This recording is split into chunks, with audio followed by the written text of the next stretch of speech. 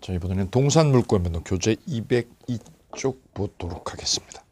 자, 우리가 물권 변동이라고 얘기할 때요. 물권 변동은 어떻게 나누느냐면 크게 두 개로 나눠요. 첫째, 부동산 물권 변동. 이 부분은 등기에 관해서 주로 살피게 되고요. 두 번째, 동산 물권 변동.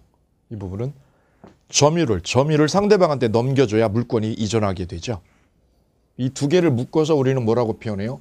물권 변동이다라고 그래요. 이게 왜 이렇게 두 개로 나눠졌을까요? 물권이죠. 물권이 변동하는 거를 지금 고찰하려고 그래요. 물권의 객체가 뭐였어요? 물건이었죠. 물건이라는 객체 안에는 뭐하고 뭐가 들어있어요? 부동산과 동산 두 개가 같이 포함되어 있죠. 그렇기 때문에 물권 변동이다라고 얘기하면 그 속에는 뭐하고요? 부동산에 관한 물권 변동 측면과 뭐하고요? 동산에 관한 물권 변동 두 가지 측면을 다 포괄적으로 담고 있다. 이렇게 이해하시면 돼요. 근데 주로 시험은 어디에서? 부동산의 물권 변동에서 주로 출제되고 이쪽은 한 10년에 한 번 나올까 해요. 이 정도는. 간단하게 아주 시험에 나오는 것들만 체킹만 하시고 나머지는 깊이 안 보셔도 됩니다.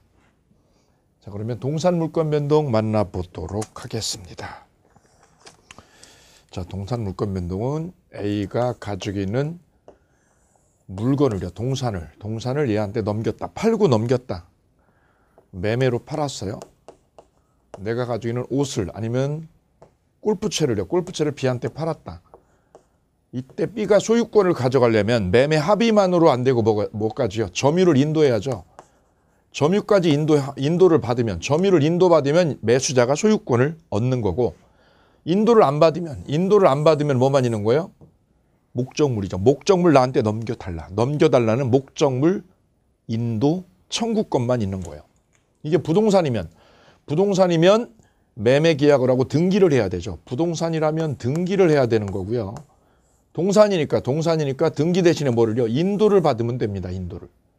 이때 등기를 받기 전에는 우리는 뭐라고 그랬어요? 얘가 샀는데 매수자가 저 물건을 사고 부동산에 등기를 가져오면 소유권이, 등기를 하기 전이면 뭐가 생겨요? 등기 청구권이 생긴다라고 그러죠. 등기를 하기 전이면 이 매수자한테는 무슨 권리가? 등기 청구권이 생긴다라고 얘기를 했어요. 동산이면 인도를 받아야죠. 근데 인도를 하기 전이면, 매수자가 저 동산을 뭐 하기 전이면 인도를 받기 전이다. 그럼 뭐라고 그럴까요? 등기 청구권? 아닌데. 부동산은 등기 청구권이, 동산은 뭐라고 그래요? 목적물 인도 청구권이 생긴다. 이렇게 얘기하는 거예요. 그래서 부동산은 등기 전에는 무슨 권리가 생겨요? 등기 청구권이 생겨요. 등기 청구권. 이거 채권이죠. 동산은 인도를 받기 전이면, 저 옷을 샀다, 골프채를 내가 매매로 샀다. 근데 인도를 받기 전이죠. 그러면 뭐가 생겨요? 목적물 인도 청구권이요. 목적물 무슨 청구권? 인도 청구권이 생긴다. 둘 다 채권이죠. 채권. 그래서 소유권은 언제 생겨요? 매수자한테 소유권은 부동산이라면 등기를, 동산이라면 인도를. 근데 동산은 뭐가? 인도가 공시방법이고, 부동산은 뭐가? 등기가 공시방법이다라는 거죠. 이걸 우리는 형식주의라고 그랬어요. 자, 이때 이 동산을 이 골프채를, A가 가지고 있는 이 골프채를 넘겨주는 방법, 이 인도를 해주는 방법에는 여러 가지가 있다는 거죠. 인도를 해주는 방법. 얘가 골프채를 얘한테 넘겨주는 거. 인도의 종류에는 네 가지가 있어요. 몇 개가 있어요? 네 개가 있어요. 갖다 주는 거, 배달해 주는 거. 골프채를 산 사람한테 배달해 주는 걸 뭐라고 그래요? 현실인도. 자, 그럼 볼까요? 188조, 203페이지에 조문이 있어요. 188조, 189조, 190조 세 개가 있죠. 188조 볼까요? 동산에 관한 물권의 양도는 그 동산을 뭐한테? 인도하여야 효력이 생긴다. 이때 인도가 뭐냐? 현실인도. 갖다 줄게, 내가 골프채 배달해 줄게. 그걸 무슨 인도? 현실인도. 두 번째, 양수인이요. 양수인이 이미 그 동산을 점유한 때, 양수인이 이미 동산을 점유했죠. 그때는 당사자의 뭐만으로? 의사표시만으로 효력이 생긴다. 이거 어떻게 하는 거냐면 우리가요. 안마의자 같은 걸 이렇게 팔잖아. 안마의자 동산이잖아. 이때 얘가 사고 싶죠. 그럼 이쪽에서 어떻게 파느냐면 이분이 매장에 와서 사려고 그러다 망설였어요. 망설이고 안 사니까 이분이 이쪽에서 어떻게 매장에서 머리를 써. 머리를. 뭐라고요? 살 사람한테 어떻게 해요? 써보세요, 고객님. 써보시고 마음에 안 들면 반품하세요. 반품하시면 돼요. 이렇게 파는 거죠. 그러면 안마의자를 어떻게 해요? 살 사람한테, 매수자한테 어떻게 해요? 인도를 미리 해줘, 미리. 그래서 써보게 하는 거죠. 써보니까 어떻게 마음에 들어. 마음에 들면 어떻게 하는 거예요? 돈만 보내고 사는 거죠. 이걸 뭐라고 그래요? 우리는 간이 인도라고 그래요. 현실 인도가 있고 이번에는 무슨 인도? 간이 인도가 있어요. 간이 인도. 간이 인도는 누구야? 살 사람이에요. 살 사람한테 미리 점유를 갖다 주는 거야. 갖다 주고 너 사면 마음에 들면 살 때 돈만 보내. 간이 인도. 간단하네 이게. 이게 간이 인도 2번입니다. 188조 2항 양수인이 살 사람이죠. 그 동산을 뭐하고 있어요? 이미 점유하고 있죠. 이미 점유한 때는 당사자의 뭐만으로 의사표시만으로 사겠다는 의사표시하고 돈 보내면 끝나는 거야. 이걸 간이인도라고 그래요. 다음 189조는 점유계정이에요. 자, 이번에는 무슨 계정이요? 점유계정. 거기 별표할게요. 점유계정. 점유계정은 어떻게 하는 거예요? 그러면 A가 골프채를 팔았다가 도로 빌려오는 거예요. 팔고 어떻게 하는 거예요? 도로 빌려오는 거예요. 팔았어 얘한테 100만 원에. 근데 팔고 나면 아쉬운 거지. 그래서 팔고 난 골프채를 어떻게 한 거예요? 빌려서 쓰는 거예요. 아쉬우니까. 이거를 무슨 계정?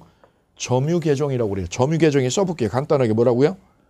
팔고, 양도인이 팔고 도로 빌려옴. 양도인이. 누구한테? 양수인한테서 팔고 도로 빌려 쓰는 거를 점유계정이라고 그래요. 오케이. 그 다음 190조는 목적물 반환청구권 양도. 반환청구권 양도는 이거죠. 얘가 점유하는 거를 얘한테 빌려준 거 이걸 빌려줘서 골프채를 빌려줘서 누구한테? 친구한테. 얘가 점유하고 있어요. 무슨 점유를? 직접 점유를. 빌려줬어요. 이거 얘한테 6개월 동안. 야 골프채 빌렸어. 내 거 빌렸어. 나 이거 말고 골프채 또 있으니까 빌려줄게. 얼마 동안? 6개월 동안. 그럼 6개월 후에 A는 얘한테 뭐 할 수 있어요? 돌려받을 수 있죠. 돌려달라고 청구할 권리가 있어요. 그걸 뭐라고 그래요? 반환 청구권. 반환 청구권이 있어. 너 6개월 뒤에 나한테 가져와야 돼. 반환 청구권이 있죠. 그럼 얘는 무슨 점이에요? 우리가 직접 점이에요. 얘가 쓰고 있어 6개월 동안. 얘한테 빌려가지고 6개월 동안 쓰고 얘는 뭐가 있어요? 소유자는 반환 청구권을 가지고 있죠. 이때 이 골프채를 A가 누구한테? B한테 팔아먹는 거야. 내 골프채 있거든. 너 봤지 그거? 봤어. 근데 그거 C한테 빌려줬다? 네가 저거 살래? 살게 100만 원에. 이걸 뭐라고 그래요? 반환 청구권의 양도라고 그래요. 그럼 B는 얘한테 돈을 줘. 100만 원 주고 A는 B한테 어떻게 해요? 반환 청구권. 내가 돌려받을 청구권을 내가 너한테 줄게. 이걸 뭐라고 그래요? 반환 청구권 양도라고 그래요. 내가 돌려받을 반환 청구권을 A가 누구한테? 양수인한테 넘겨주는 거야. 따라서 B는 얘한테 돈을 보내고 양수인은 돈을 보내고 어떻게 하면 돼요? C로부터 골프채를 나한테 가져오라고 그러면 돼요. 왜요? 이 반환 청구권. A가 보유한 반환 청구권을 얘가 어떻게 했으니까? 양도받았으니까. 별거 아니야. 아주 간단한 거예요. 그럼 A가 B한테 팔면서 뭐라는 거예요? 팔면서 얘한테 그러겠죠. 뭐라고요? 이 C야. 그 골프채 있잖아. 그 골프채 누가? 내가 B한테 팔았다? 그래서 어떻게 하라고? 야, 네가 누구한테 줘? B한테 줘. 끝. 이걸 뭐라고 그래요? 반환 청구권 양도라고 그래요. 무슨 양도? 반환 청구권을 뭐 했다고요? 양도했다. 그래서 얘가 점유를 얘한테 넘겨주는 모습에는 몇 개가? 4개가 있다. 4개가. 현실인도, 간이인도, 반환 청구권 양도, 점유계정. 오케이, 특히 점유계정 조심하시기 바랍니다. 그 정도 보시면 좋아요. 다음 뒤로 넘어가셔서 204페이지 무권리자로부터의 취득, 선의취득이라는 개념이 나와요. 자, 거기에다가 별 2개 할게요. 동산 물권 변동은 이 선의취득이죠. 이 선의취득의 법리가 10년에 한 번 정도 나온다. 이렇게 보시면 됩니다. 자, 그 부분 동산 선의취득의 법리를 잠깐 볼까요? 그림을 그려놓으시면 쉽습니다. 위에다가 요 사례를 하나 딱 그려놓으세요. 그러면 이해가 뻥 뚫립니다. 추상적으로 하는 것보다 사례를 통해서 접근하는 게 훨씬 쉬운 거죠. 자, A가 골프채 가지고 있다가요. 이 친구 B한테 빌려줬어요. 내가 좀 쓸게. 얼마 동안? 한 달 동안만. 한 달 동안만 내가 쓸게. 오케이. 그래 빌려줬어요. 뭐를요? 골프채를, 동산을.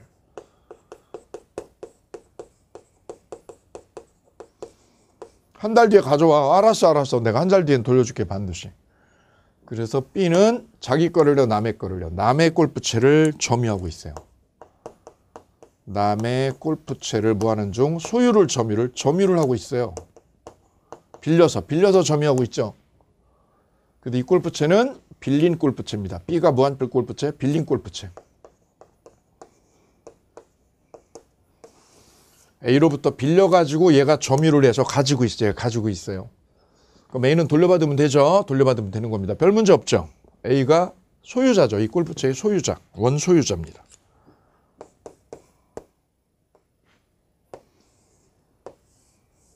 B는 소유자요, 점유자요. 남의 골프채 점유하고 있죠. 근데 B하고 같이요. 운동을 하던 C가 얘가 하는 이게 마음에 쏙 드는 거죠. 얘가 손에 가지고 있는 골프채가. 그런데 말이죠. B가 돈이 너무 아쉬운 상황이었어요. 돈이 엄청 급하게 필요했어요.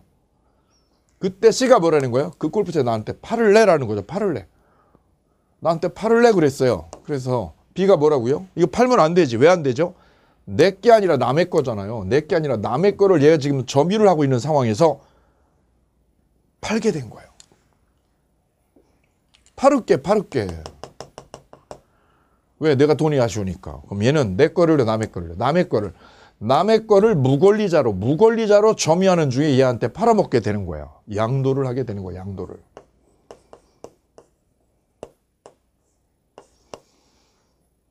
이때 C는 점유하고 있는 B가 무권리자라는 거예요. 이게 무권리자라는 걸 알까요? 뭘까요? 모르죠. 얘가 어떻게 알아요? 얘가 말해주지 않으면. B가 무권리자라는 거. 이 골프채의 진정한 소유자가 아니죠. 얘는 무권리자입니다. 남의 골프채를 점유하니까 얘는 권리자요, 무권리자요? 무권리자죠. 남의 거니까 무권리자죠. 무권리자로 이걸 점유하고 있던 상황이라고죠. 이 점유를 믿게 된 겁니다. 얘는. 누가요? C가. 이게 무권리자라는 걸 얘는 알고요, 모르고요? 모른 채로 사는 거죠. 모르고 무과실입니다. 선의이고 무과실이라는 거죠. 그러면 무권리자가 이걸 팔아먹었잖아요. 그런데 C는 점유를 신뢰할 수밖에 없죠. 점유를 신뢰할 수밖에 없단 말이죠. 점유자를 곧 뭘로요? 골프채의 소유자로 얘는 인지를 하게 되죠. 그래서 동사에서는 이 점유자를 믿고 산 사람에게 뭐를 줘요? 공신력을 줘요.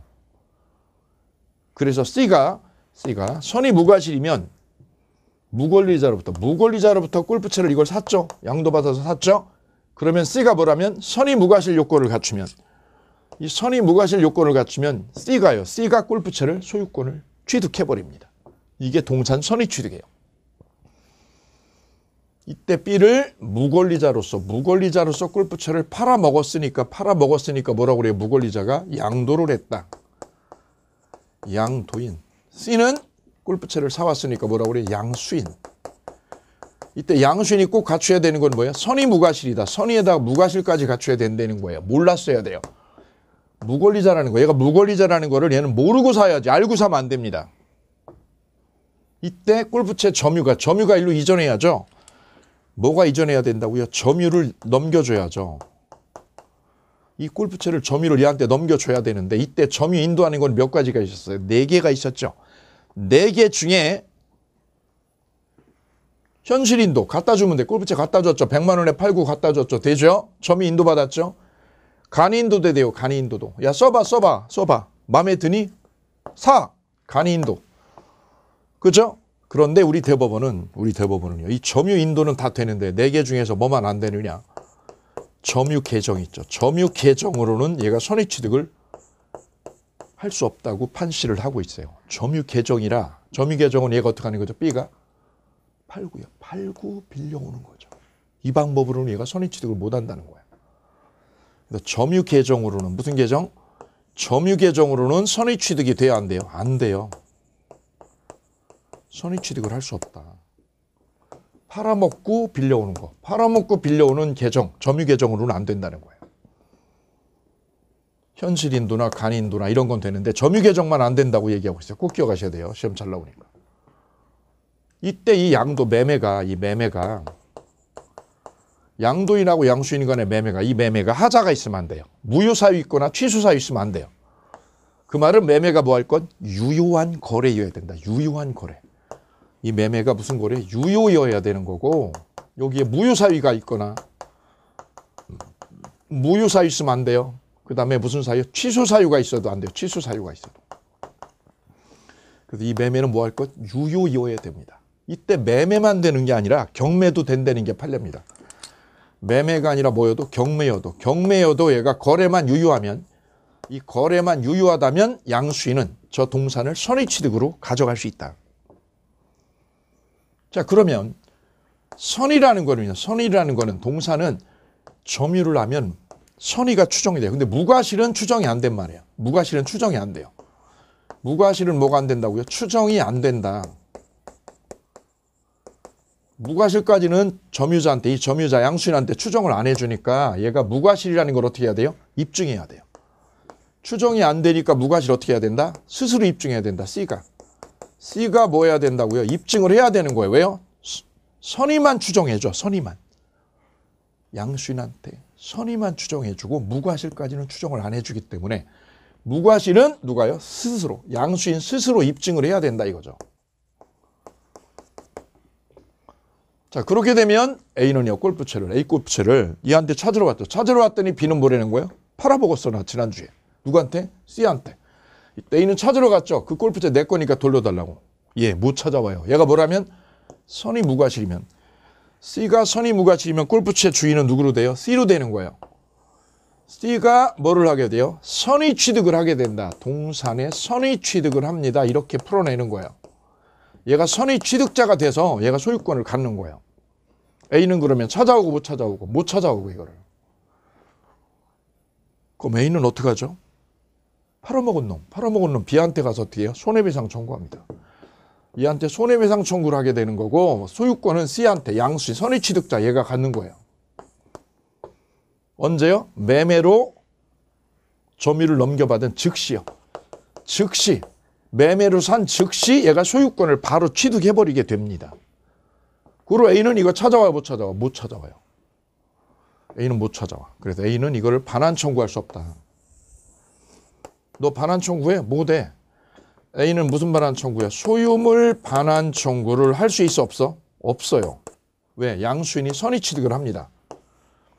민법 몇 조에 의해서 249조에 의해서 249조. 그래서 A는 소유물 반환 청구를 할 수가 있나고요? 없습니다. 그래서 C 소유가 되고 A는 B에게 손해배상 청구로 구제받는 것밖에 없습니다. 이 법리를 우리는 선의 취득의 법리라고 그래요. 객체는 언제만 돼요? 동산이어야 돼요. 첫째, 동산. 객체 뭐만 돼요? 동산만 돼요. 부동산은 안 돼요. 동산만 되고요. 부동산 안 됩니다. 기억하셔야죠. 동산만 돼요. 뭐 안 돼요? 부동산 안 돼. 부동산. 우리 시험에 간평사 시험에는요. 입주권이나 분양권도 선의 취득돼요? 안 돼요. 분양권은 동산이 아니라 권리죠. 권리. 분양권 안 돼요. 입주권 안 돼. 입주권. 이런 것들은 선의 취득의 대상이 될 수 없는 거예요. 오로지 뭐만 돼요? 동산만 돼요. 동산만. 그 다음 이 양도인은 권리자요? 무권리자요? 얘가 무권리자죠. 무권리자로 점유를 하고 있어야 됩니다. 무권리자로 점유를 하고 있어야 돼요. 남의 거 빌려서 점유하고 있어야 됩니다. 점유하고 있어야 돼요. 그리고 양수인은요. 양수인은 유효한 매매나 경매로 소유권을 취득해야 되죠. 이때 선의 무과실이 된다. 양수인은 무슨 요건? 선의에다가 무과실까지 갖춰야 되고 이 거래는 하자가 없어야 돼요. 유효해야지 무효나 취소면 안 됩니다. 그다음 뭐가 이전해야죠? 점유가 이전해야죠. 이 점유 이전은 점유 개정은 빼고다. 점유 개정은 선의 취득이 안 되니까 점유 개정 빼고. 오케이. 그러면 C가 양수인이 바로 선의 취득을 즉시 합니다. 즉시. 이거 매매로 가져온 즉시 소유권을 취득한다. 오케이. 249조의 선의 취득의 법리 조문 볼게요. 평온 공연하게 동산을 양수한 자의 동그라미요. 선의이며 과실 없이요. 선의는 추정되죠. 근데 뭐가? 과실 없이 동그라미요. 과실 없이를 다른 말로 풀으면 무과실. 무과실은 추정 안 된다. 쓰세요. 그 동산을 점유한 경우, 점유의 동그라미요. 그 점유에서 뭐는 제외돼요? 점유 개정은 선의 취득으로 인정되지 않는다. 점유 개정으로는 선의 취득이 안 된다. 위에 꼭 기억하셔야죠. 점유한 경우에다 뭐 빼고 점유 계정은 제외된다. 양도인이 정당한 소유자가 아닌 때, 정당한 소유자가 아닌 때를 다른 말로 바꾸면 무권리자인 때. 무권리자인 때도 즉시 동그라미에 소유권을 취득한다. 이때 소유권 취득은 원시 취득이다. 법률에 의한 원시 취득이다라는 거 기억하셔야죠. 취득한다 앞에다 원시 취득이다. 왜? 법률의 규정에 의해서. 민법 몇 조? 249조. 원래 249조 이게 없다면요. 249조가 없다면 얘는 무권리자 거 산 거죠. 무권리자 거 사면 원래는 소유권 못 갖는 거예요. 그런데 몇 조에 의해서 249조 때문에 얘가 소유권을 취득하는 거예요. 그게 선의 취득의 법리예요. 뭐를 믿으면 점유를 믿고요. 점유를 믿고 얘가 거래를 했죠. 그러면 선의 취득을 얘가 하게 된다. 그게 249조의 선의 취득의 법리의 핵심. 그래서 1번, 2번, 3번, 4번 이 네 가지를 네 가지 요건 네 가지를 잘 기억해 두셔야 되겠습니다. 자, 그러면 끝나서 쌍괄호 밑에 2번 요건 있죠. 요건에 그 동그라미 하시면 돼요. 1번 목적물은 동산일 것 우측에 2번 양도인은 무권리자로 점유할 것 3번 밑에 3번 방가로 3번 유효한 거래가 있을 것 이 거래 4번은요. 양수인은 평온 공연하고 선의 무과실이 된다. 이때 1번 무과실은 추정되지 않고 선의 취득 주장자가 입증해야 된다. 별표. 거기까지 보시고 뒤로 넘어가면 동그라미 4번이에요. 점유 계정으로 인도받을 때는 선의 취득이 인정되지 않는다. 오케이. 자, 거기까지 연결하시면 되시고요. 다음 쌍괄호 4번이요. 206페이지 쌍괄호 4번. 쌍괄호 4번은요. 도품 유실물에 대한 뭐라고 돼 있어요? 특례라고 적혀 있어요. 특례. 자, 지금 제가 전개했던 좀 전의 사례는 이게 빌린 거 있어요. A가 빌려준 거. 빌려준 골프채를 얘가 무권리자가 팔아 넘긴 거예요. 그럼 얘가 선의 취득을 해버리죠. 빌린 거면. 빌린 거. 근데 이번에는 빌린 게 아니라 훔친 거. A 공장에 들어가서 A가 운영하는 골프장 공장에 들어가서 얘가 훔쳤어요. 훔치면 우리는 뭐라고 그래요? 도품이라고 그래요. 도품. 잃어버린 거. A가 잃어버린 거를 얘가 주었다 그러면 뭐라고 그래요? 유실물이죠. 도품이나 유실물을 얘가 점유했어요. 마찬가지 무권리자죠. 근데 이거는 다른 점이 빌린 거고 이거는 도품이나 유실물일 때죠. 도품을 훔쳐다가요. 저 골프채 훔쳐다가 얘가 어떻게 했다고 얘한테 팔아먹었다. 훔친 골프채를 C한테 팔았다. 이때 얘가 선의 무과실이면 어떻게 돼요? 즉시 취득한다. 즉시 뭐를 취득하게 돼요? 선의 취득을 얘가 하는 거예요. 다만 아까 빌린 거는 뭐 할 수 없었어요? 반환 청구할 수 없었죠. 얘가 빌린 거는 A가 반환 청구할 수 없었어. 결론이. 그런데 이게 빌린 게 아니라 뭐라면 훔친 거. 도품이면은 A가 이거를 뺏어올 수 있어요. 몇 년 안에? 2년 안에. 2년 내에 반환 청구할 수 있다. 이거를 도품 유실물 특례라고 그래요. 특례 250조. 그래서 이 특례는 언제만? 도품이나 유실물일 때만 쓰이는 거예요. 도품이나 유실물일 때만. 그래서 이 골프채를 빌린 거하고요. 빌려가지고 팔아먹었을 때하고 뭐 한 거? 훔쳐가지고 팔아넘긴 거를 다르게 보고 있다. 자, 읽어볼게요. 250조. 전조의 경우에 그 동산이 도품이나 유실물의 밑줄 별표. 거기다 써도 돼요. 횡령한 물건은 도품이 아니다. 횡령물은 도품 아니다. 횡령물은. 피해자 또는 유실자는 도난 또는 유실한 날로부터 몇 년? 2년 내에 반환 청구할 수 있다. 2년의 별표. 그러나 도품이나 유실물이 금전이면 그러하지 아니하다. 그러하지 아니하다가 무슨 뜻? 반환 청구할 수 없다. 왜요? 돈은 화폐죠. 화폐는 네 돈 내 돈이 식별이 안 돼요. 그래서 이걸 화폐라면 반환 청구할 수가 없어요. 화폐는 그래 못 찾아와요. 화폐. 근데 특례 251조 보세요. 양수인이 도품 또는 유실물을 경매나 공개시장에 밑줄이요. 경매나 공개시장에서 동종류의 물건을 판매하는 상인에게서 선의로 매수한 때라고 되어 있죠. 선의 옆에다가 넣으세요. 선의 무과실로라는 게 생략된 거예요. 선의 무과실로 매수했어요. 선의 무과실로. 어디서? 경매나 공개시장에서. 얘가 B로부터 샀어요. 뭐를요? 도품을. 이 훔친 물건을 선의 무과실로 샀죠. 그러면 뭐라고 적혀 있어요? 양수인이 지급한 뭐를요? 대가를 변상하고 대가 변상하고의 삼각형. 물건을 반환 청구할 수 있다. 이 무슨 말인가요? 얘가 얘한테 이 물건을 훔쳐가지고요. 훔친 골프채를 얘가 어떻게 했어요? 팔아먹었다. 그렇죠? 거기요. 경매나 어디에서? 공개시장에서 경매로 샀다. 도품을 얘가 경매로 샀죠. 예, 그럼 뭐라고 적혀 있냐? 여기 보세요. 얼마에 샀다고요? 100만 원에 샀어요. 얘가 100만 원에. 근데 이게 뭐였어요? 도품이었어, 도품. 그럼 얘는 이거를 그냥 둬요? 찾아와요? 찾아올 수 있죠? 몇 년 안에? 2년 안에. 도품이야, 이거. 도품. 내 거야, 내 거. 내 거면 내가 찾아오지. 몇 년 안에? 2년 안에. 2년 내에 뭐 할 수 있다고요? 반환 청구할 수 있는 거야, 반환 청구. 이때 잘 생각해 보세요. 원소유자가 내 물건을 이거 찾아오는 거죠, 얘한테서. 그럼 얘한테 이 100만 원이요. 100만 원 물어줘, 안 물어줘요? 야, 내가 내 거 찾아오는데 이 자식아. 이거 내 거 찾아오는데 내가 너한테 돈 물어주게 생겼냐?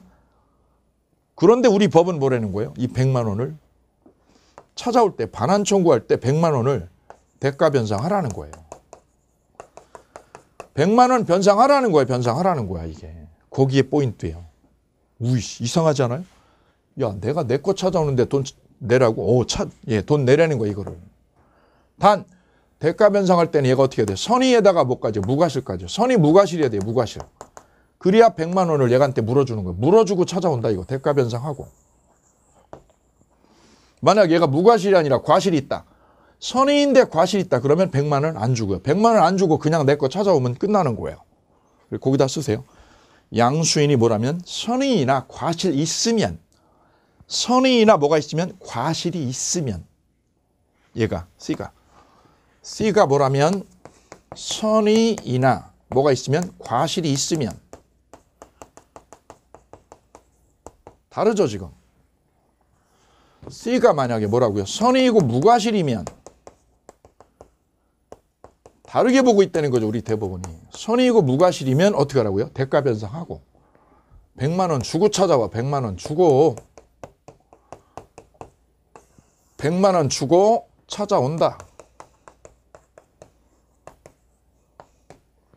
근데 이게 뭐라고요?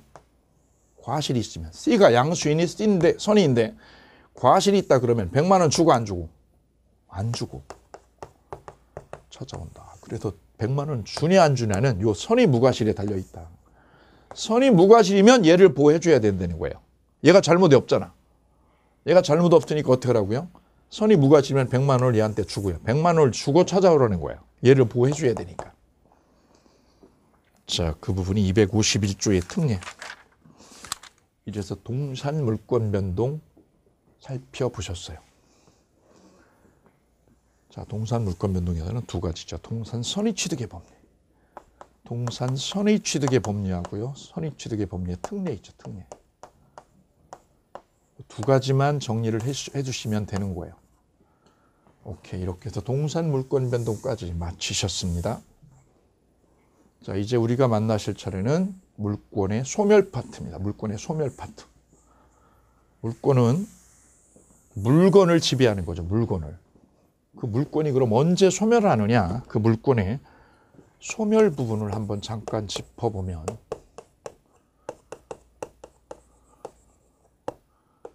이렇게 한번 적어볼게요. 물권의 소멸 그러면 소멸이 되는 물권이 소멸되는 원인을 몇 개로 짚어볼 수 있는데요. 첫째, 물건이 멸실되면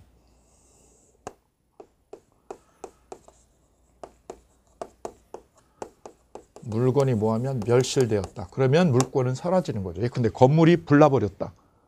그러면 건물이 불나버리면 물권은 사라지는 거예요. 물건이 멸실 부분입니다. 멸실. 지상권은요. 지상권은 뭐가 멸실되면 없어져요? 토지가 없어지면 지상권은 끝나는 거죠. 이 물건의 멸실 부분입니다. 멸실. 건물이 어떻게 됐다? 화재로 전소되면 건물이 화재로 전소되면 물권 어떻게 돼요? 소멸합니다.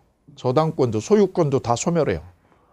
건물에 있는 소유권 소멸하고 저당권도 소멸합니다. 그죠? 다 이거 어떻게 돼요? 소멸하게 된다. 근데 조심할 거는요. 채권은요. 채권은 소멸하지 않아요. 왜요? 물권은 건물에 대한 것이고 채권은 사람에 대한 거니까 채권은 건물이 멸실돼도 건물이 전수가 돼도 소유권이나 저당권은 소멸하지만 뭐는요? 채권은 소멸하지 않는다. 채권은 소멸해? 안 해요. 이게 시험에 나왔어. 우리 시험에. 요거 기억해 두실게요. 물권의 객체는 이 건물이라면 물권의 객체가 건물이라면 채권의 객체는 건물이 아니라 뭐야? 사람이기 때문에 그렇습니다. 자, 물건의 멸실 부분 하나 보셨고요.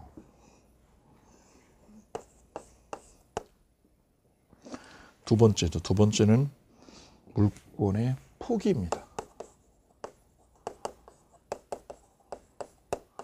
물권을 포기하면 물권은 사라지게 됩니다. 예컨대 소유자가 소유권 포기할 수 있죠. 내 소유권 포기하면 되죠. 오케이. 내 소유권 포기하면 물권은 끝나는 거야. 이때 소유권 포기는 저절로 되어 의사표시해야 돼요. 의사표시를 해야 되니까 소유권 포기를 우리는 뭐라고 그랬어요? 상대방 없는 단독행위다라고 그랬어요. 소유권을 뭐 하는 거? 포기하는 거. 이거는 상대방 있는 거 없는 거. 상대방 없는 무슨 행위다? 단독행위다. 그럼 이 포기라는 거는 법률행위니까요. 법률행위니까 저절로 없어져요? 등기해야 될까요? 등기를 해줘야 됩니다. 그래 이거 조심하셔야 됩니다. 등기 없이요? 등기해야 돼요. 등기해야 됩니다. 이거는. 왜? 포기라는 게 의사표시니까. 이게 의사표시니까 등기를 꼭 해야 된다. 그래서 민법 186조가 여기에 작동하게 되어 있어요. 조심할 거는요. 조심할 거는 지상권이요. 이 지상권이 저당권의 목적일 때. 지상권이 뭐의 목적? 저당권의 목적일 때. 이 지상권에다가 저당을 잡힐 수 있잖아요. 대출받을 수 있죠. 이때 지상권을 얘가 포기하려면 A가 가지고 있는 지상권이 B은행의 저당권의 목적이었다. 지상권에다가 저당 대출받았다. 이 지상권을 A가 포기하려면 누구 동의? B의 동의가 요건이다. A가 포기하려면 A가 뭐를요? 지상권을 포기하려면 A가 지상권을 뭐 하려면 포기하려면 어떻게 해야 된다고? B의 뭐를요? 동의. B의 동의 없이는 포기 못한다. 이게 아주 잘 나오는 거예요. 그래 물권 포기의 두 번째가 이거예요. 포기 그러면 등기를 하라고. 두 번째는 지상권이 뭐의 목적? 저당권의 목적일 때. 지상권이 저당권의 목적일 때 A가 지상권을 포기하려면 누구 동의? B의 동의가 요건이다. 여러 번 나왔어요. 두 번째가 물권의 포기 부분. 세 번째는요. 소멸시효 봅니다. 소멸시효.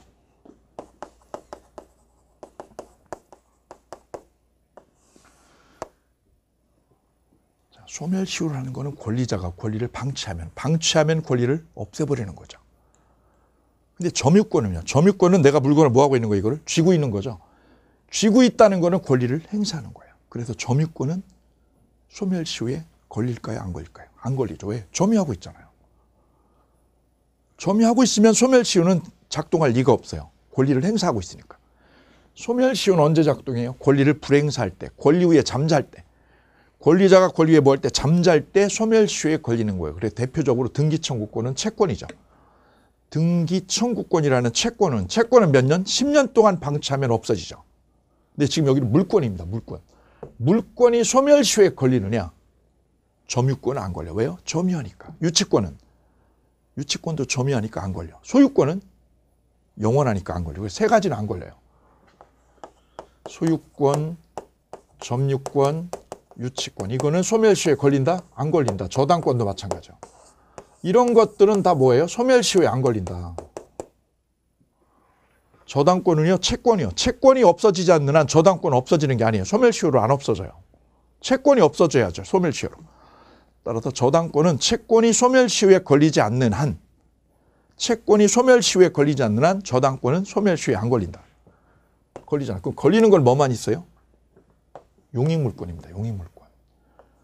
지상권, 지역권, 전세권. 이 세 가지 용익물권만 소멸시효에 걸린다. 이렇게 얘기를 하는 거예요. 그래서 소멸시효에 걸리는 물권은 무슨 물권? 용익물권이다. 용익물권. 요 세 개. 요것만 밑줄 그으시고 기억해 두시면 돼요. 저당권은 소멸시효 걸려요? 안 걸려요. 소유권 걸려요? 안 걸려요. 점유권 안 걸리죠. 뭐만 걸려요? 용익물권. 용익물권만 걸려요. 여기에 밑줄 쫙. 자, 그래서 이 물권 소멸 원인의 첫째 물권의 멸실, 두 번째 포기, 세 번째 소멸시효 했죠. 네 번째가 혼동이라는 범위. 혼동. 자, 혼동은 민법 191조가 규정을 하고 있습니다. 민법 몇 조? 191조가. 그 혼동의 유형에는 몇 가지가 있느냐? 세 가지 유형이 있습니다. 세 가지 유형. 그 세 가지 유형만 정리를 해 주시면 돼요. 몇 가지요? 세 가지 유형. 요 가기 전에 물건 멸실이에요. 멸실에서 한 가지만 소개를 하고 가요. 어디에 있는 거? 자, 밑에 208페이지 맨 밑에. 멸실의 방가로 3번 볼게요. 토지가 포락되었다라는 거. 거기에 토지 포락의 동그라미. 포락이 뭐예요? 내가 해변가에 내가 논밭을 가지고 있는데 그 논밭이 여름에 장마가 져가지고 바다가 범람을 해서 내 논밭이 물에 잠겼어요. 잠겨버린 걸 뭐라고 그래요? 포락되었다라고 그래요. 포락. 이때 토지가 포락되어 해면화됨으로써 복구가 곤란해졌어요. 복구 곤란이죠. 그 말은 뭐예요? 오랫동안 물에 잠수됐다. 오래 침식이 된 거죠. 토지로서의 효용을 상실해버리면 예컨대 그 토지가 뭘로요? 뻘로 바뀌었다. 써보세요. 토지가 뻘로 바뀌어버렸다. 진흙벌로. 그럼 종전의 소유권은 영원히 소멸되고 그 후 포락된 토지가 다시 성토해도 종전의 소유권은 부활되지 않습니다. 그냥 포락돼 버리면 끝난 거예요. 그걸 포락의 법리라고 그래요. 포락. 자, 이제 물권 소멸의 마지막 혼동입니다. 물권 소멸에서 시험에 제일 잘 나오는 건 이 부분입니다. 혼동. 자, 혼동의 유형에는 세 가지가 있습니다. 첫째는요, 소유권과 제한물권의 혼동.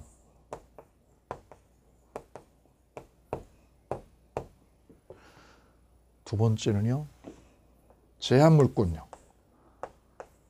제한물권하고 그 제한물권을 목적으로 하는 혼동. 제한물권하고 제한물권의 혼동입니다. 세 번째는 점유권하고 다른 물권.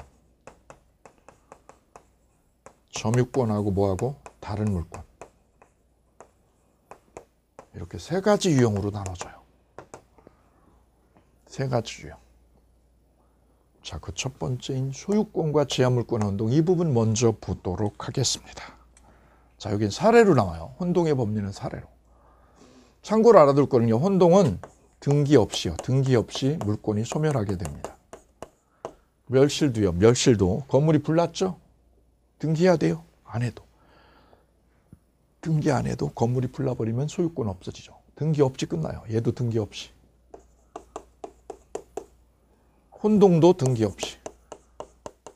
소멸시효는 견해 대립이 있어요. 견해 대립이 있어서 시험에 안 나와요. 그럼 물권 포기라는 거는 의사표시를 해야 되니까 등기를 해야 됩니다. 요것만 등기를 해요. 요것만. 이 셋 중에서 등기를 필요로 하는 거는 요 2번이다. 요 2번. 요거 조심하시기 바랍니다. 소유권 포기한다든지 내 지분을 포기한다. 다 등기를 꼭 해줘야 된다는 거 기억 꼭 해두실게요. 자, 그럼 혼동의 유형의 첫 번째, 소유권과 제한물권의 혼동, 이 부분 만나보도록 하겠습니다. 소유권하고 뭐하고요? 제한물권하고 혼동이 일어났다. 이런 경우를 상상하면 돼요. 갑의 부동산에 을이 전세권을 가지고 있다. 을이 뭐를 가지고 있다? 전세권. 전세권은 무슨 물권? 제한물권이죠. 전세권자가 갑의 부동산을 매매로요. 저 건물을 매매로 인수하면 내가 매매로 살게 이게. 이 부동산을 내가 뭘로 살게? 매매로 사게 되면 을한테 이 전세권자에게 뭐가 생겨요? 소유권이요. 매매로 소유권이 이전하네. 그러면 전세권자에게, 동일인에게 전세권이라는 제한물권하고 소유권하고 제한물권이, 소유권과 제한물권이 누구한테? 동일인에게 귀속이 된다. 동일인에게. 이걸 혼동이 일어났다고 그래요. 그럼 을은 둘 다 가져요? 하나만 가져요? 둘 다 갖게 되면 어떤 일이 생겨요? 자기 집에 자기가 뭐예요? 전세를 사는 이상한 일이 생기죠. 그래서 하나를 없애는 거죠. 어떤 게 포괄적이고 큰 거예요? 소유권이 큰 거죠. 소유권을 남기고 전세권, 이거를 없애는 거죠. 이게 소유권하고 제한물권의 혼동이다. 소유권하고 제한물권이 누구한테? 동일인에게 귀속이 된 걸 혼동이라고 그런다. 동일인에게. 그때 뭐를 없애는 거예요? 전세권, 제한물권을 없애는 거예요. 이 전세권이 소멸된다. 이게 혼동의 원칙입니다. 전세권 뭐 하는 거예요? 소멸하는 게 이게 원칙이다. 너 없어지는 거야. 이게 소멸하는 거야, 소멸. 마찬가지로 얘가 전세권이 아니라 얘가 뭐였어요? 이 부동산에 을이 저당권이었다.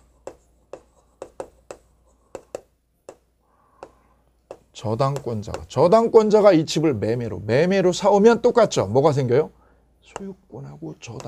소유권하고 저당권이 동일인이 되죠. 그럼 뭐를 없애요? 저당권이 소멸하는 거죠. 이 제한물권을 없애는 게 원칙이다. 원칙. 뭐가 없어져요? 제한물권 소멸이다. 제한물권 소멸. 이게 혼동의 법리라고 그런다. 그러면 얘가 저당권이 아니라 얘가 지상권자가요. 그럼 지상권도 뭐예요? 제한물권이죠. 지상권자가 이 부동산의 소유권을 가져오면 뭐가요? 지상권이 소멸하죠. 혼동의 법리. 기출문제입니다. 마찬가지로 얘가 임차권자가 이 부동산을 뭘요? 경매받았다. 임차권자가 이 건물을 경매받았다. 그러면 임차인의 보증금이요. 보증금 반환 청구권 1억 있었거든요. 그 보증금을 내가 나한테 달라고 하면 돼? 안 돼? 안 돼요. 임차인의 보증금 반환 청구권은 없어지는 거예요. 왜요?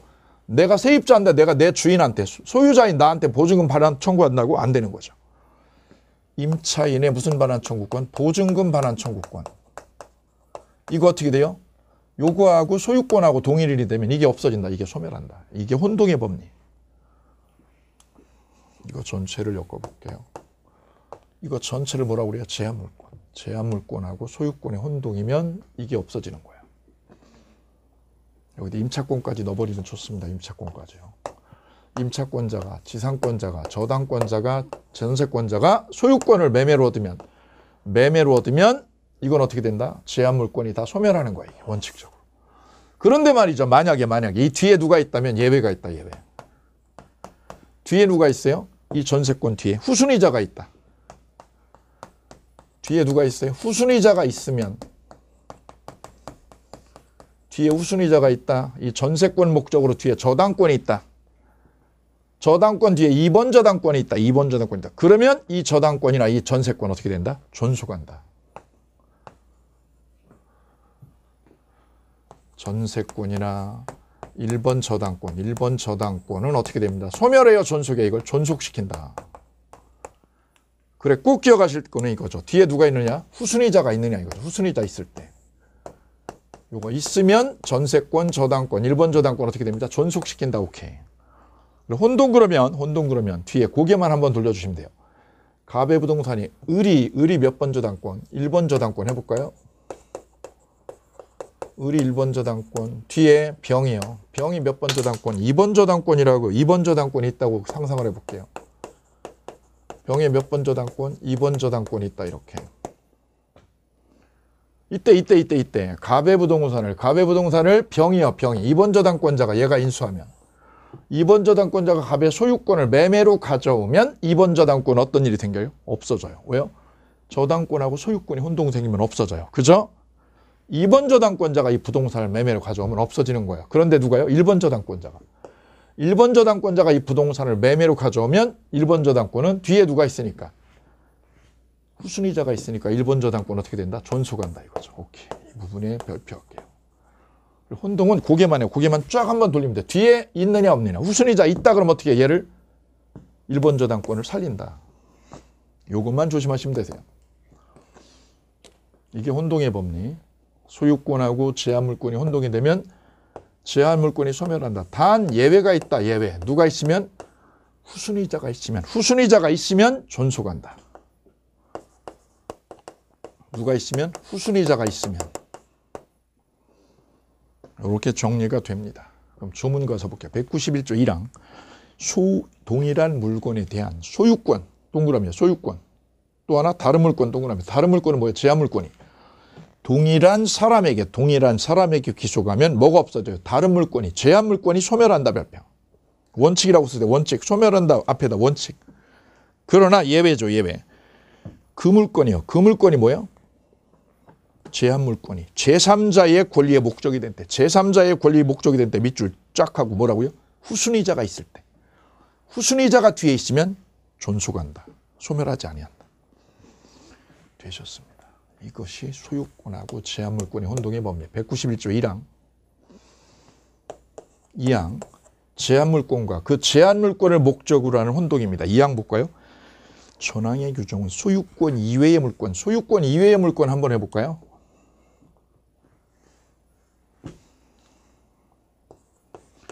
요 쌍괄호 2번 이겁니다. 이거 제한 물건하고 제한 물건. 갑의 부동산에 을이 지상권을 가지고 있어요. 나 지상권자야. 쟤한테 빌려서 30년 빌렸다. 오케이. 이때 말이죠. 지상권자가 갑의 땅을요. 갑의 땅을 매매로 가져오면 또는 상속으로 가져오면 지상권자가 땅을 매매로 가져왔다. 상속으로 가져왔다. 그러면 뭐하고 뭐의 혼동? 소유권하고 제한물권의 혼동. 1항이죠. 그러면 이게 없어지는 거지. 지상권자가 땅을 매매로 가져오든 상속으로 가져오든 이게 없어지는 거죠. 여기서는 그게 아니라 이 지상권이 뭐의 목적?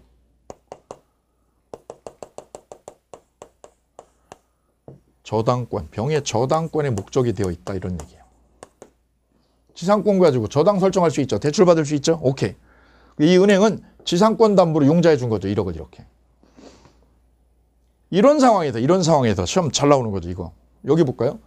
첫 번째, 지상권자가 이 땅을 매매로 가져오면 지상권자가 땅을 매매로 가져오면 이 지상권을 혼동으로 소멸할까요? 안 할까요? 뒤에 땅 누가 있어요? 저당권 있죠. 존속한다 이거. 이 땅을 얘가 매매로 가져왔어. 그러면 뭐하고요? 소유권하고 지상권이 혼동이 생기는데 이 지상권이 뭐의 목적? 저당권의 목적이니까 이 지상권은 죽여요, 살려요? 살리고 오케이.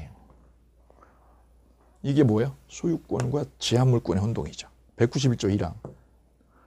이게 191조 1항이에요. 소유권하고 뭐의 혼동? 제한물권. 소유권과 지상권이 누구한테? 동일인에게 귀속했을 때 이 지상권이 저당권의 목적이니 이거는 존속해야 된다. 오케이. 이해되시죠? 자, 근데 여기서 지금 말하는 2항은 제한물권하고 제한물권의 혼동은 뭐냐면 이 지상권자가 지상권을 병에게 줘버린 거예요.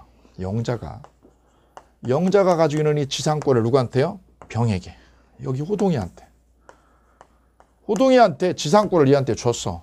지상권은 물건이니까 얘한테 줄 수 있죠. 주면 영자가 지상권을 얘한테 줘버리면 호동이한테 뭐가 생겨요? 저당권이 이미 있었죠. 저당권이 있고 얘가 준 뭐가 생겨요? 지상권이 생기네. 지상권이. 이게 2항이에요. 2항 볼까요? 전항의 규정은 소유권 이외의 물건. 소유권 이외의 물건을 뭐라고 다른 말로 풀을까요? 제한물권. 제한물권과 그를 목적으로 하는 다른 권리가 그를 목적으로 하는 다른 제한물권이 동일한 사람에게 귀속한 때도 준용한다고. 제한물권과 또 뭐가요? 제한물권이 누구한테? 동일인에게 귀속했죠. 그럼 혼동이 또 일어나고 호동이한테 저당권과 뭐가? 지상권이 호동이한테 생긴 거야. 그럼 어느 걸 가져요? 이 호동이가 맹구처럼 바보가 되면 바보 같은 호동이는 어떻게 해요?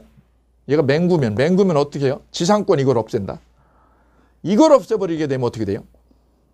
저당권의 대상이요. 저당권의 대상이 지상권이죠. 그럼 이걸 없애는 순간 저당권도 어떻게 돼요? 없어지죠. 그래서 호동이는 뭐를 놓아두겨? 지상권은 냅두고 저당권 이걸 없애는 거야. 이걸 소멸시킨다. 이게 조금 수험생들이 어려워하는 부분이죠. 이게 좀 어려워하는 부분인데 이걸 이렇게 생각하시면 돼요. 이 지상권하고 저당권이 동일인이 된 거예요. 동일인한테 귀속이 된 거죠. 이걸 어떻게 풀면 돼요? 이 지상권을 머릿속으로 이 지상권을 뭐라고요? 속으로 소유권이라고 이렇게 이해하시면 돼요. 소유권과 저당권이 누구한테? 동일인에게 귀속했다라고 생각하시면 쉬워요. 그럼 뭐를 없애요? 저당권을 없애는 거지. 이걸 없애는 거지. 이거를. 야, 너 맹구 되려면 너 맹구 되면 이걸 없앤다. 이걸 없애면 어떻게 되냐? 야, 이거 없어지면 저당권의 객체가 지상권이니까 둘 다 없어지는 거지. 그래, 이건 냅두고 지상권은 두고 뭐를? 저당권. 이 저당권을 없애버리는 거야. 밟아서 없애는 거야. 이걸 뭐라고 그래요? 제한물권과 제한물권의 혼동이라고 그런다. 아주 잘 나오는 거, 우리 시험에. 이거는 뭐야? 소유권하고 제한물권의 혼동이죠. 1항은. 이거는 제한물권하고 제한물권이 동일인에게 귀속이 된 거예요. 그럼 뭘 없애요? 저당권을 없애는 거야. 단, 뒤에 누가 있어? 2번 저당권. 2번 저당권이 있다면 얘를 어떻게 한다? 존속한다 이거죠. 2번 저당권이 있어? 있으면 얘를 어떻게 하고요? 존속. 없으면 소멸 오케이. 오케이 돼 있어. 이 사례가 아주 시험에, 우리 시험에 빈번하게 나오는 사례입니다. 지상권자가 누구한테? 저당권자에게 지상권을 넘겨주면 지상권과 저당권이 동일인 호동이에게 귀속이 된다. 그러면 이 저당권을 없애는 거지. 이걸 없애는 거지, 이걸 없애는 거야, 이게 소유권이라고 내 생각으로, 머릿속으로, 속으로 소유권이야. 이 소유권 위에 뭐가? 저당권이 자리 잡았죠. 이걸 없애는 거지. 풀어내서 없애는 거죠. 왜? 내 지상권을, 내 저당권이 목을 쬐고 있으니까 이 목쬐는 저당권을 없애면 되는 거야. 풀어서. 근데 뒤에 누가? 후순위자가. 후순위 있죠? 그럼 얘를 어떻게 한다? 존속해야지. 예외죠, 예외. 이것만 보시면 돼요. 후순위자 있냐 없냐만. 이거를 제한물권과 제한물권의 혼동. 오케이, 되셨습니다. 자, 세 번째. 점유권과 다른 물권의 혼동. 이게 사망. 191조 사망이죠. 점유권이 다른 물권하고 혼동이 생길 수 있어요. 네, 혼동이 충분히 생길 수 있어요. 상상해 볼까요? 세 번째.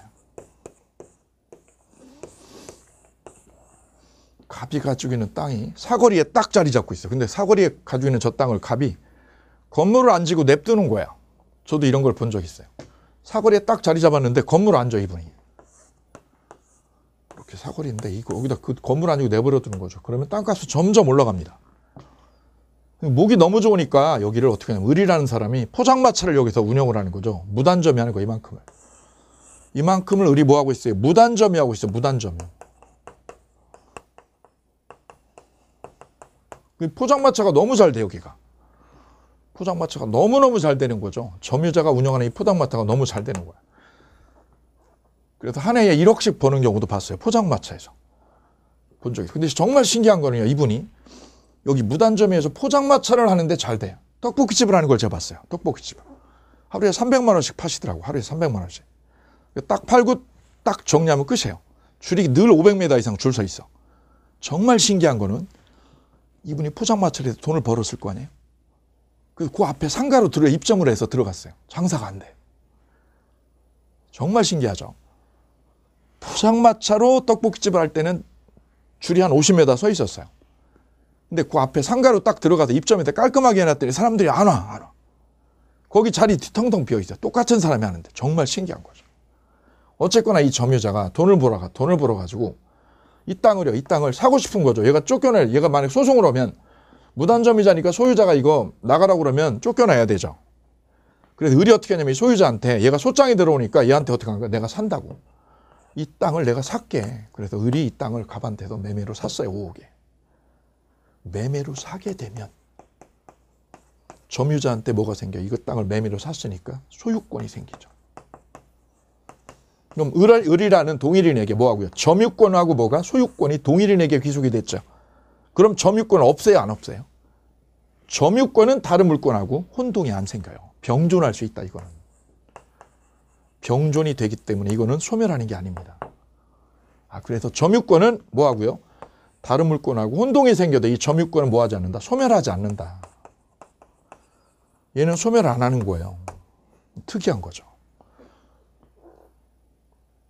그래서 혼동의 법리는 크게 세 가지로. 소유권하고 제한물권의 혼동, 제한물권 죽이고 후순위자 있으면 살리고. 제한물권하고 제한물권, 여기 지상권하고 저당권이 동일인이면 뭐를요? 저당권을 죽이고 지상권 살리고. 뒤에 누가 있으면 후순위자 있으면 얘 살려주고. 세 번째, 점유권하고 다른 물권은 혼동으로 소멸하지 않는다. 오케이. 세 가지의 법리로 혼동을 정리해내시면 깔끔하게 마무리가 되시겠습니다. 이렇게 191조 1항, 2항, 3항의 혼동의 법률을 끝내셨습니다. 뒤에 210페이지에 관련 판례 별표하고 한번 읽어볼까요?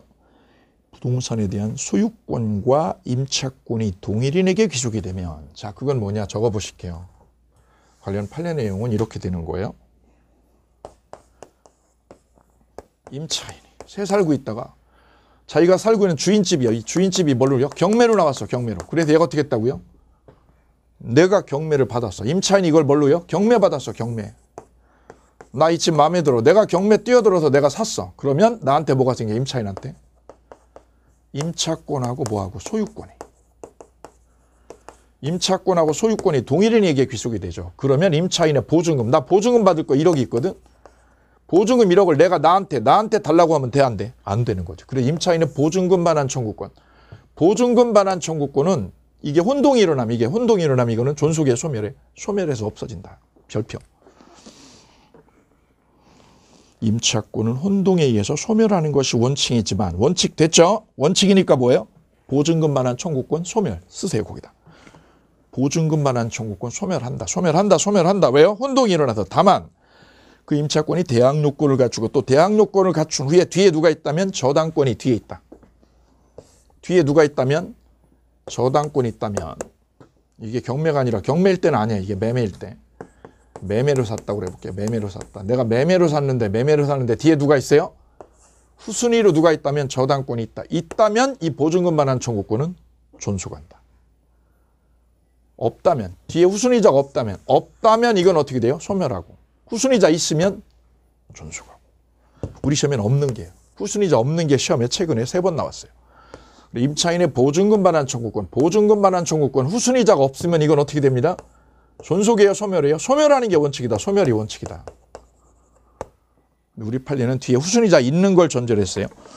대항 요건을 갖춘 후에 저당권이 설정된 때는 혼동으로 소멸하는 예외 규정인 민법 197조 단서를 준용해서 임차권은 뭐하지 않는다? 소멸하지 않는다. 오케이.